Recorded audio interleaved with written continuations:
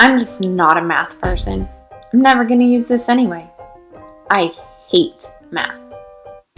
As a math teacher, I hear these things all the time from students and parents. Consider this. If I were to tell you I can't read or I can't write, are you going to be laughing? Why is it socially acceptable to say, I can't do math? Rosemary Cott.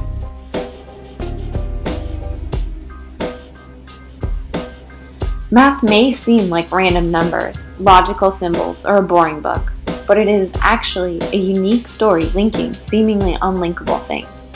Let's look for a moment at one little idea, the golden ratio. You can think of the golden ratio as the ratio of two sides of a rectangle, where you can cut the rectangle into a perfect square and another rectangle with the same ratio. To understand this concept, then, one must understand ratios. Ever heard of those before? A ratio is a comparison of part to part. Any comparison that equals 1 plus root 5 over 2, or approximately 1.618, is a golden ratio. Why does it matter? Are you passionate about music? So was Pythagoras, and the story starts with him. He started by listening to the sounds around him, hammers hitting anvils, or music.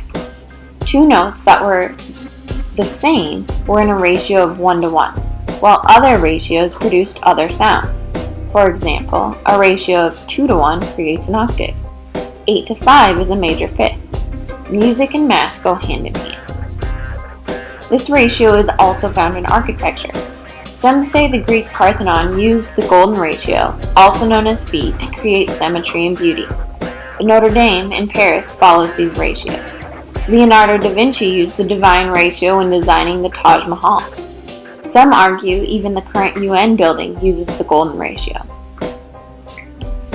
Much later, after Pythagoras and Euclid, another man, nicknamed Fibonacci, studied mathematics. He was writing a book and answering a puzzle about rabbit reproduction. He ended up with a series of numbers, 1, 1, 2, 3, 5, 8, 13, where the next number is the sum of the two numbers before it. For example, 1 plus 1 is 2, 2 plus 3 is 5, 5 plus 8 is 13. Interestingly enough, dividing any two numbers next to each other will approximate the golden ratio.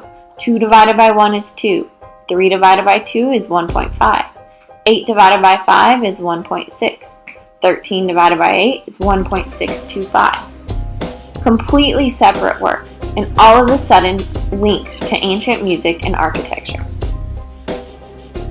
Later, Adolf Zeising, another curious mathematics scholar, built off the work of Fibonacci, Pythagoras, and Euclid, and began finding the golden ratio in plants, skeletons, veins, and nerves of animals, and in the human body.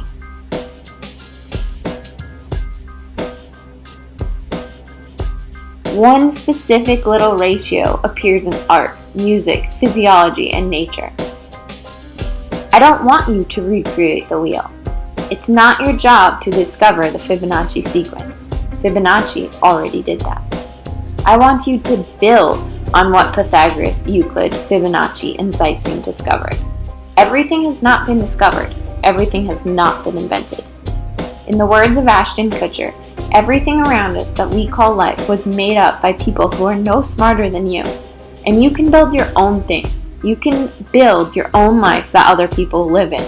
So build a life. Don't live one, build one.